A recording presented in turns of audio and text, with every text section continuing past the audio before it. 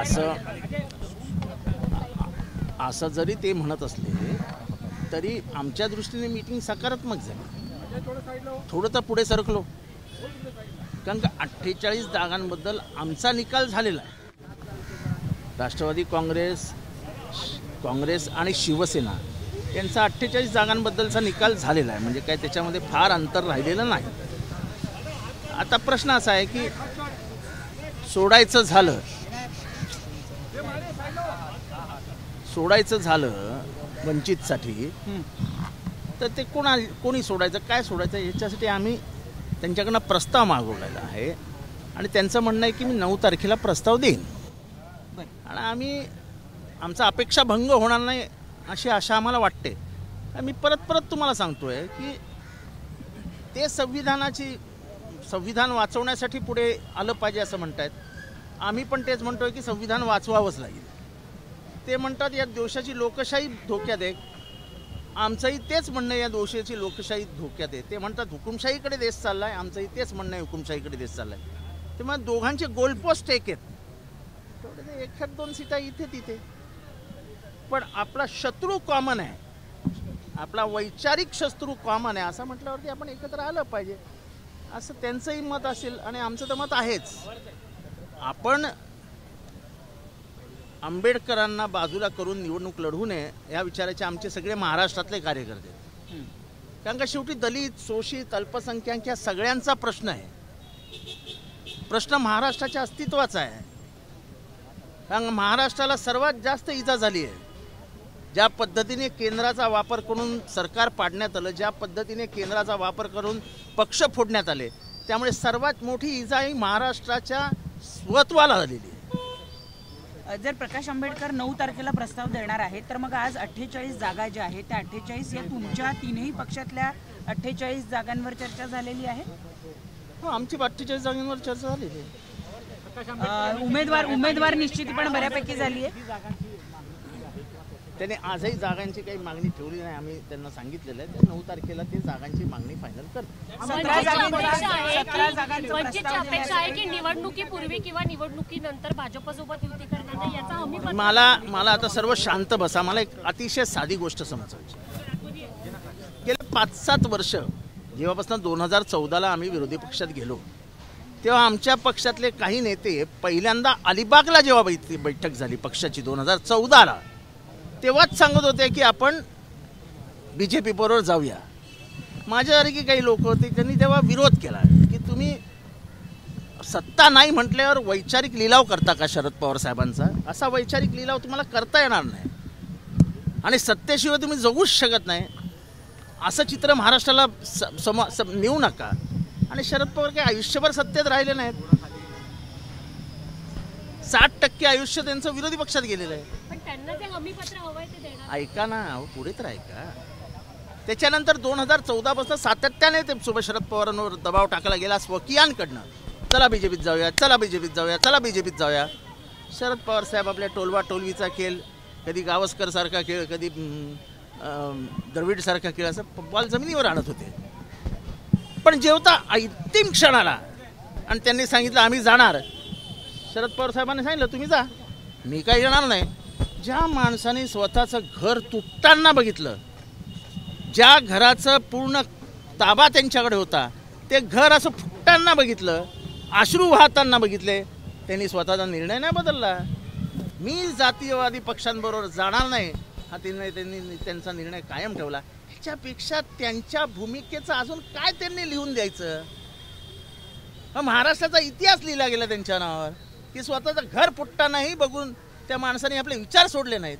ह्याच्यापेक्षा काय द्यायचं अजून त्यांनी? पण सर, हे सरळ स्पष्ट प्रकाश आंबेडकरांना का मांडलं जात नाही हे मी सांगितलं त्यांना. आणि आता कदाचित हे बघितल्यावर त्यांनाही कल्पना येईल की जो माणूस स्वतःचं घर तोडायला मागे पुढे पाहिलं नाही, त्याला घर फुटताना फुटू द्या, पण मी वाचे विचार नाही सोडणार.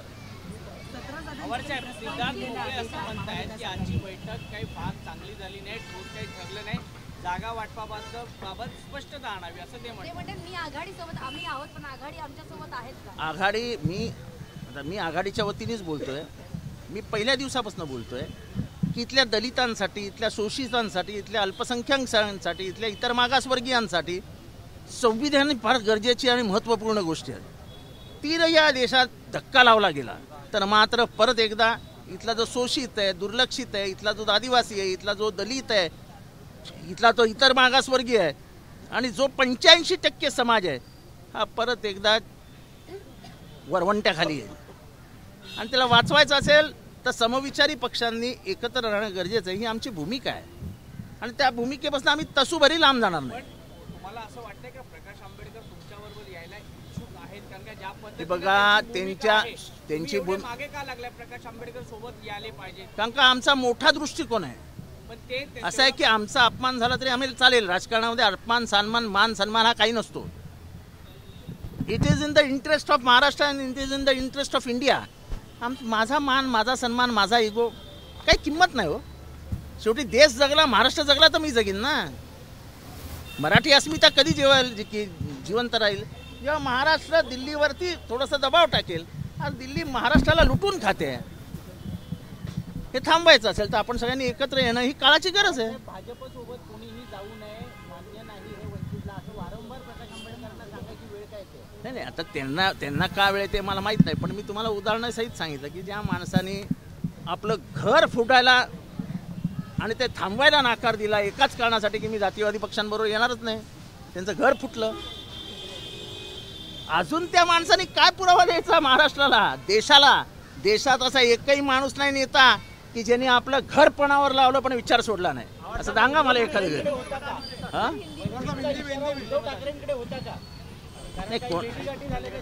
अजिबात उद्धव ठाकरे कोणालाही भेटलेले नाहीत. हे फक्त इमेज डॅमेज करण्यासाठी म्हणून केलेले असे म्हणजे बालिश प्रयत्न आहेत. आणि जे नेते हे बोलतायत त्यांच्या तर बुद्धीची कीव करावीशी वाटते. जेवढं उद्धव ठाकरे ठोकतायत समोरनं एकदम असं म्हणजे ते 357 रायफल असते ना, रेंज रायफल, ठाक खाली तसे मारतायत ते गोळ्या. काय बोलताय? आज आपकी बैठक हुई, इस बैठक में क्या निकल कर आया? विस्तार से आज की बैठक के बारे में बताइए. देखो नतीजा तो ऐसे नहीं निकला है, लेकिन नतीजा अच्छा आएगा और महाराष्ट्र के हित में आएगा, महाराष्ट्र के अल्पसंख्यकों के हित में आएगा, महाराष्ट्र के दलितों के हित में आएगा, इधर का पिछड़ा अति पिछड़ा सुखी हो जाएगा. यही निकाल हमारी चर्चाओं से बाहर है. सर, आज के नतीजा क्यों नहीं निकला? क्या समस्या हुई? कहाँ बात अटी? ऐसा है कि प्रकाश अंबेडकर जी ने कहा है कि जितनी जगह चाहिए वो नाम के साथ मैं 9 तारीख को भेज दूंगा. आज क्या समस्या हुई? उन्होंने दिया नहीं सर. आज तो आए पवार साहब. आज वो तैयारी करके नहीं आए थे. अभी वो बोले कि हम तैयारी करके आपके पास भेज देंगे. तो 9 तारीख आप लोगों का प्रस्ताव रखा है प्रकाश अम्बेडकर? बिल्कुल भी नहीं है, उनका कोई प्रस्ताव नहीं है. सर आज तो फिर आज सर बीजेपी के साथ कोई नहीं जाए, यही इशारों में वो बार बार देखो ऐसे बार मैं कह रहा हूँ कि शरद पवार जी की भूमिका इस देश के इतिहास में किसी ने नहीं ली थी. एक वक्त आया वो खेल रहे थे. मुझे मालूम है हमारे कितने नेता 2014 से उनके पास जा रहे थे, चलो बीजेपी में, चलो बीजेपी में, चलो बीजेपी में. अलीबाग में एक बैठक हुई थी जिसमें कुछ कम लोगों को बुलाया गया था और वहाँ पे तय हुआ था हम बीजेपी के साथ जाएंगे. तब मैं एक ऐसा आदमी था, वाहिद आदमी हूँ कि मैंने कहा था कि तुम लीलाव मत करो शरद पवार के विचारों का, शरद पवार के व्यक्तिमत्व का आप नीलाम करके उसको निकाल दो. तब हमारा कैंसिल होगा. उसके पास लगातार नेता जाते रहे कि चलो बीजेपी के साथ, चलो बीजेपी के साथ, चलो बीजेपी के साथ. फिर पिछले 1 साल से फिर शुरू हो गया, चलो बीजेपी के साथ, चलो बीजेपी के साथ, चलो बीजेपी के साथ. पवार साहब द्रविड़ और गावस्कर के रोल में थे. कितना भी फास्ट बॉल आया बैट लगाओ जमीन पे गिरा डालो, खेलते रहे. जब अंतिम वक्त आया और लोगों ने कहा कि हम रुकेंगे नहीं तो उन्होंने घर का दरवाजा दिखा दिया, भाई आप जा सकते हो. किसने रुकाया आपको? ये बात सोचने की है. मैं बार बार कह रहा हूँ कि जिस आदमी के आंखों के सामने उसका घर ऐसे टूट रहा था बीच से, उन्होंने ये नहीं कहा कि घर संभालूंगा. उसने कहा कि घर टूटा तो चलेगा लेकिन यहाँ के धर्मांध शक्तियों को, फिरका परस्त ताकतों को मैं मदद नहीं करूँगा. और वो सेक्युलरिज्म के साथ रहे, संविधान के साथ रहे, इसका गणतंत्र बचना चाहिए ये देश का, इसके साथ रहे. शरद पवार जी की बात ही छोड़ दो. पिछले 75 सालों में संविधान स्थापन होने के बाद मुझे नहीं लगता इस देश में किसी राज्य में ऐसा नेता पैदा हो जिसने घर टूटता हुआ देखा लेकिन अपने विचारों से कॉम्प्रोमाइज नहीं किया। ठाकरे पर था क्या? बिल्कुल नहीं, गलत है।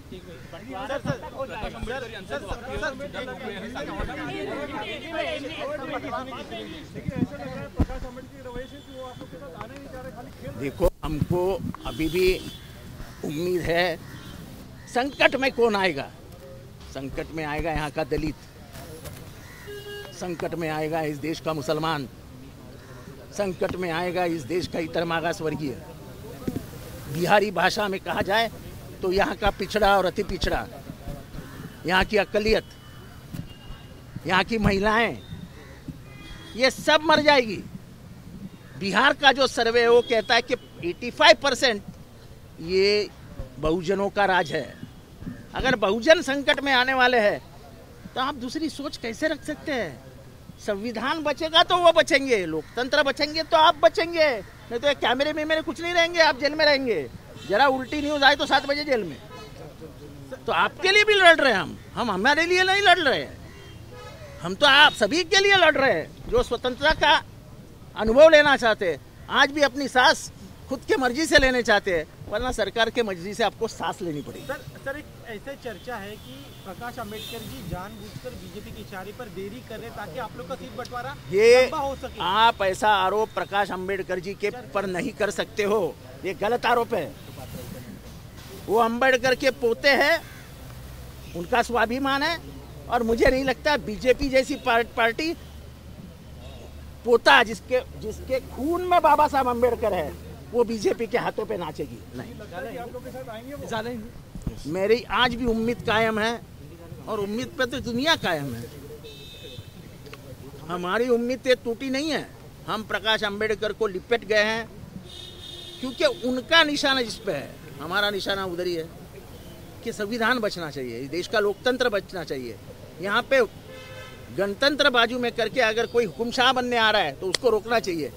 यहाँ का दलित, यहाँ का पिछड़ा, यहाँ का अति पिछड़ा, यहाँ का अकलियत, इनको सबको सुरक्षित रखना चाहिए। जो उनका इरादा है वही हमारा इरादा है, तो टूटने का कोई बात ही नहीं होती। बैठक कब होगी? कब तक खत्म हो जाएगा ये मीटिंग का दौर लगातार जो चल रहा है? आपने जरा यही भाषा में अगर सवाल युति से भी करेंगे तो थोड़ा सा आपको भी मजा आएगी और हमको भी आएगा। बैठकीत वंचितला 3 जागा देण्याचा काय प्रस्ताव आहे? तीनही पक्षांकडून एक सीट द्यायचं असं काही? असा अजिबात कुठे प्रस्ताव दिलेला नाही। आम्ही त्यांना सांगितले की तुम्ही सांगा, आम्ही सांगितलं त्यांना तुम्ही बोट ठेवा, ती जागा तुम्हाला, तुम्ही बोट ठेवा। आणि तर 17 जागांचा प्रस्ताव दिलेला नाही। सर एक शेवट बात क्या हुआ सर? आपने जो बोला उंगली रखी है हम देंगे, उसके बाद तो उसके बाद वो बोले की ठीक आहे, मैं प्रस्ताव देतो। सर तुम्ही नेहमी शाहू फुले आंबेडकर आणि बहुजनांचे मुद्दे मांडताना आम्हाला पाहायला मिळतात। पार्टीचा एक मुद्दा आहे, 396 कोटी रुपये मंजूर झाले होते बजेटमध्ये, पण आतापर्यंत फक्त 75 कोटीच खर्च झाला। त्यामुळे आणि त्यासोबत 9 जिल्हा प्रशासन केंद्र बंद, 9,000 विद्यार्थ्यांचं नुकसान झालं। इथल्या ओबीसींना, इथल्या मागासवर्गीयांचं शिक्षण बंद पडावं ही या सरकारची भूमिका आहे। ओबीसींना काही मिळू नये, इथल्या मागासवर्गीयांना काही मिळू नये, इथल्या इतर मागासवर्गीयांना काही मिळू नये, इथल्या अल्पसंख्याकांना काही मिळू नये, ही या सरकारची भूमिका आहे, ही जातीयवादी भूमिका आहे। आणि मी नावासकट सांगेन की तुम्हाला तुमच्या माहितीची असतील केसी पडवी, त्या केसी पडवी जेव्हा आदिवासी मंत्री होते त्यांना विचारा त्या मंत्रिमंडळात त्यांना सर्वात जास्त त्रास कोणी दिला। मी नाव घेऊन बोलतोय, चला, ज्यांच्या मनामध्ये जातीवाद फिट बसलाय अशी माणसं जेव्हा एकत्र येतात ना तेव्हा महाराष्ट्राला दुसरी काही अपेक्षा नसते त्यांच्याकडनं। सर यंदाच्या लोकसभेच्या निवडणुका जातीवरच आधारित असतात। त्यासाठी सुद्धा जाहीर केलं जात नाहीये की संभाव्य उमेदवार जाहीर होतील आणि त्यांच्या मागे ईडी सीबीआय लावलं जाईल या भीतीनं महाविकास आता तुम्ही सगळं आमच्याच तोंडातनं का बदवून घेताय? म्हणजे मी अडचणीत यावं अशी तुमची इच्छा आहे का? सर, मणिपूर घटनेवरून पंतप्रधान मोदी शांत होते, मात्र बंगालमधील संदेशाखालीवरून गेले काही दिवस ते सातत्याने अरे हो, ते बोलू द्या ना, पण मणिपूरमध्ये जे उघड्यावरती बलात्कार झाले त्याच्याबद्दल कधी बोलले का? महिलांना नग्न करण्यात आलं त्याच्याबद्दल बोलले का? मणिपूरमध्ये 2 समाजामध्ये जी तेढ झाली, जाळपोळ झाली त्याच्याबद्दल कधी बोलले का?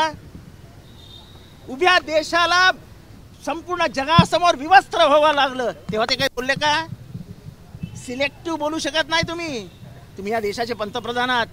जेवढी जबाबदारी आज तुम्ही त्या घटनेची घेतात तेवढीच तुम्हाला मणिपूरची घ्यावी लागेल. आणि मणिपूर आंतरराष्ट्रीय विषय झाला. तुम्ही महिलांना नग्न परेड काढली त्यांची आणि त्यांच्यावर एक वाक्य नाही बोललात. अरे एका महिलेची नग्न परेड काढणं, विचार करा की आपली आई आहे, आपली बहीण आहे, आपल्याला काहीच वाटत नाही? अशा मुरदाड हृदयाचे राज्यकर्ते कसे असू शकतात की आई बहिणीची नग्न धिंड निघते आणि आपण शांत बसलो आहोत राजकारणासाठी? बरोबर ना? Okay sir, thank you.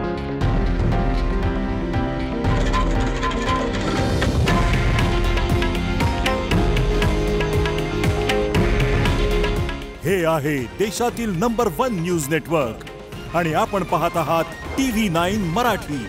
काळजी तुमची, हित महाराष्ट्राचं.